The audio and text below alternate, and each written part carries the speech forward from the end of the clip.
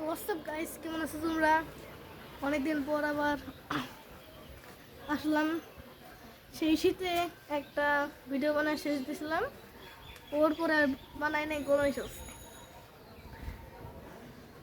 তো হয়েছিল কি, মোবাইলের যে ব্যাক কাভার ওইটা খুলে গেছিলো, রিয়ালটা অরিজিনাল। ওইটা খুলে দেওয়ার পর ওইটা মনে হয় চার্জিং আইসি ওই জায়গায় মানে জল গেছিলো কা। আমি এই যে জলের মধ্যে ঢেলে দিয়েছিলাম এটাতে, ওই জল দেওয়ার লিগে এটাকে চার্জ হইতেছিল না। ব্যাক কাভার তো আগে খুলে গেছে, ওইটা আরেক কাণ্ড। এইটা আমার এদিক দিয়ে নষ্ট হয়েছে।